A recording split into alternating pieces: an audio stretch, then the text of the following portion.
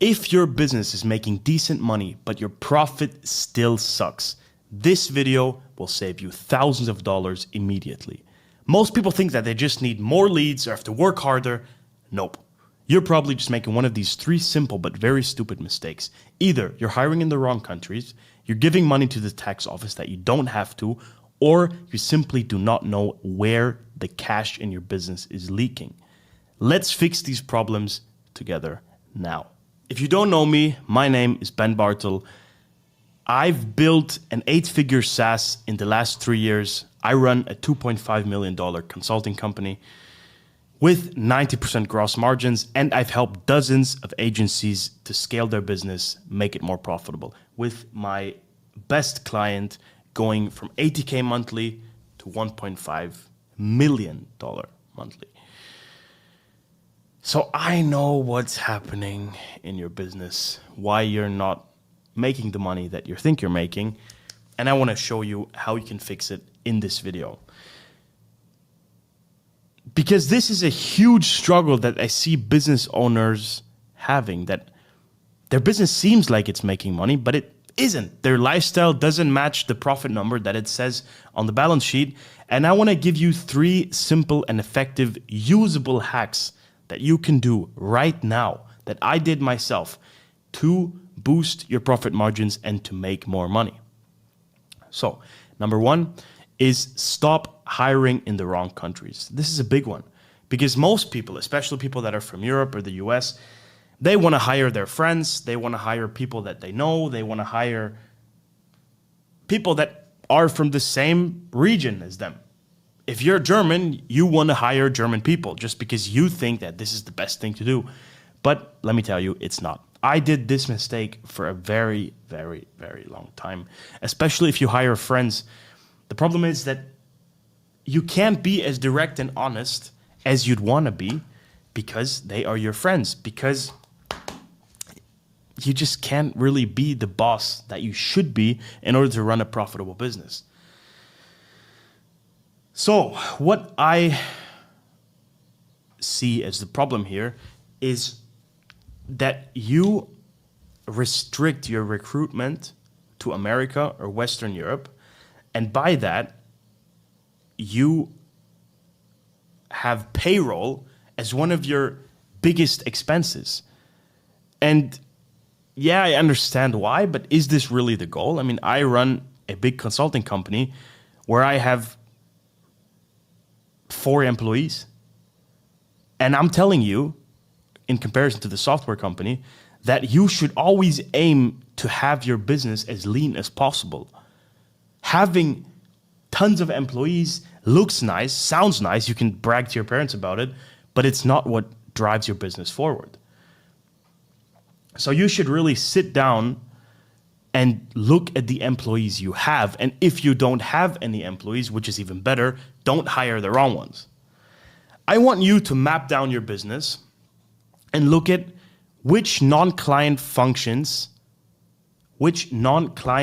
functions you have where your client is not in contact with this employee. Something like your ops, your design, your video editing, your SDR research, all this sorts of stuff where your client is not in face-to-face contact with this person, because there it isn't important. If you have European clients, you'd want a European person in sales or in customer support, but here it doesn't really matter.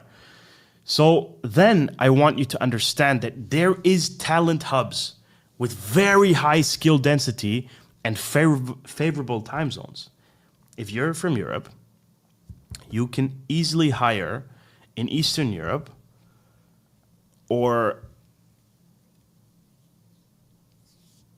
other bordering countries to you. For example, Poland, Bulgaria, Serbia are very good countries where I've hired hundreds of people from. And the good thing is that they have a better salary, that their money gets them further. If you pay someone from Poland $2,000, that will do much more for them if you hire someone from Spain, France, Germany, whatever. So they're happier and you're happier. Plus the time zones overlap, so it's okay. I mean, of course, it depends on the specific job. Some fields of work are more expensive regardless of where you go. But I'd say still that you get a better bang for your buck if you hire in these countries. Obviously, you should have a company language in English. Because if your company is in German, in French, in Spanish, in whatever, then it'll be harder to hire.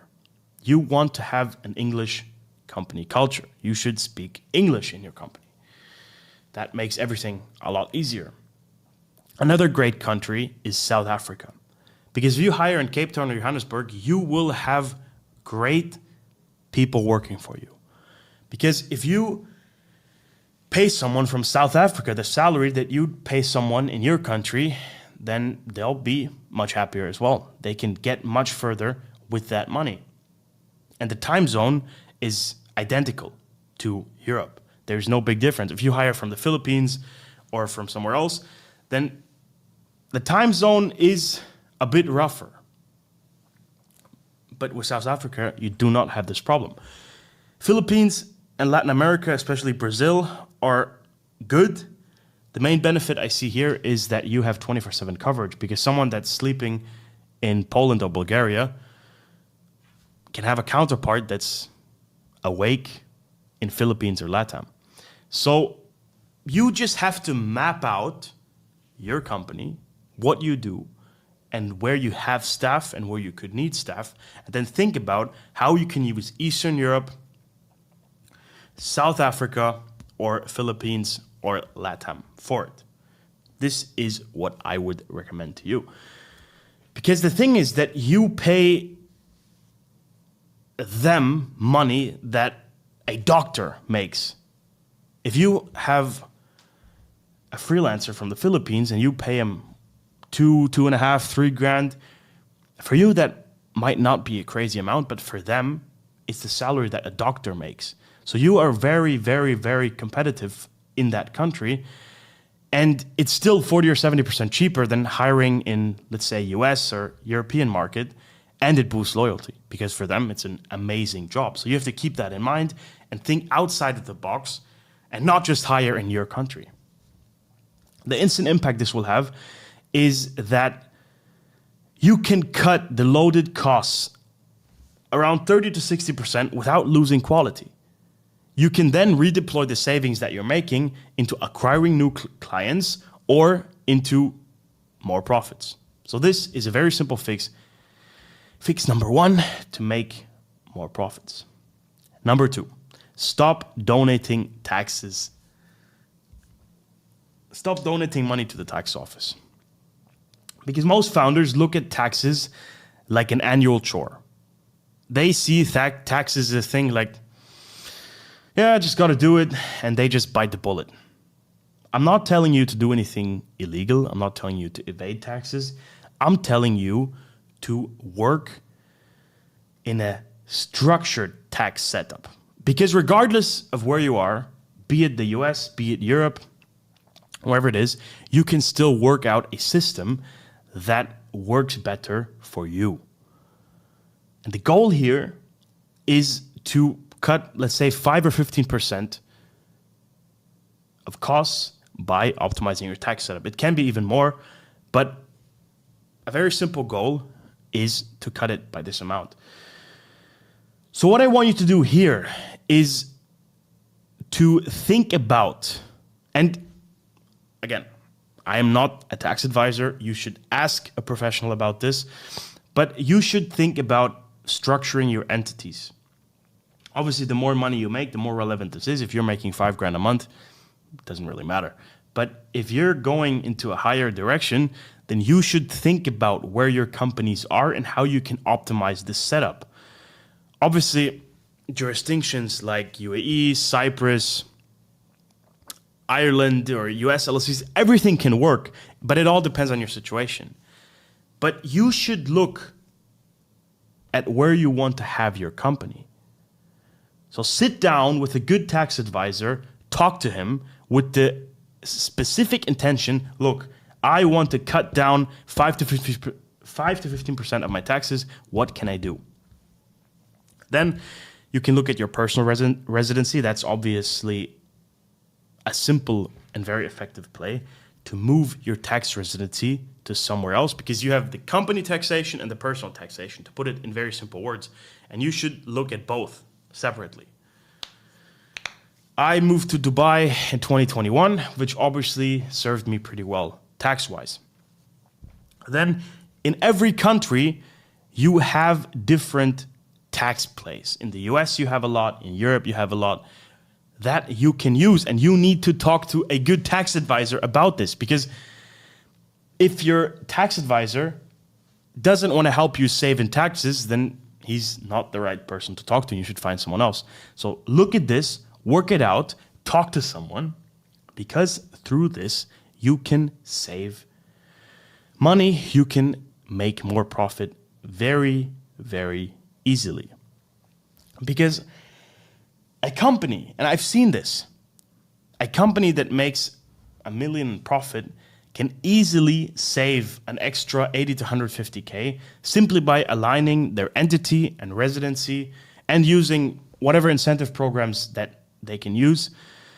And this is money that compounds yearly. If you save 150K every year, it compounds. That's a nice Porsche every year that you're saving in taxes. So don't see taxes as a chore. See it as something that you can and you should optimize. Obviously, keeping it in a legal framework, and talk to professionals about this, but put brain force into this, because once you have your setup, then it's done. Obviously, don't do something that's sketchy, don't do dodgy stuff, but tax advisors are there to work within the legal limits and do what you can to save taxes. So you should definitely do this. Number 3 is that you do not know where your money is actually going. Problem that I see in many businesses is that nobody has the spending as their responsibility. No one looks at the ROI of expenses. No one looks at the SaaS subscriptions. No one looks at the tools. No one looks at the freelancers. And the problem is that you just forget about things and cash bleeds out. Because we all know that when we get online banking notifications, $100 here, $200 here, for some stupid tools that you forgot you subscribed to. And I would recommend to either look at it yourself or have someone look at it and list all the expenses. So what I want you to do in order to fix this, I want you to take 48 hours of your time, 2 days, where you export 6 months of your history to a Google Sheet or Excel sheet or whatever you want to use. And then you categorize it in a must-have, nice-to-have, and dead-weight scheme. You should rank every single expense and categorize it. By doing this, you will get a level of awareness that you didn't have before. And then you sit down, talk to your relevant people in charge, and you make a kill list. Anything that isn't driving or protecting revenue in the next 90 days is paused or renegotiated. So this would be the things that are nice to have, and dead weight you should cut immediately. But the things that are nice to have, you should put on this kill list and you should keep an eye on it. And then every single month, be it with you and your accountant or with you, your team member that's in charge of this, and your accountant, whoever, it doesn't really matter, but you should sit down every single month and have a P&L stand-up where each department has to justify its spend, has to justify its expenses, talks about what was unnecessary, talks about what had an ROI, and this keeps the fat from creeping back and this big bloated up expense machine to creep back at you and take all your profits. I've seen this happening a lot of times, that a mid six-figure company easily deletes 5 to 8% of its annual spend just within a week. And this is pure margin, because if you cut your expenses, as weird as this sounds, and I'm not really a proposer of save yourself rich and pinch pennies here and there, but this just makes sense. To know your numbers, to know your expenses and categorize them and cut the unnecessary ones. So these are 3 things that you can and you should do that will instantly boost your profitability.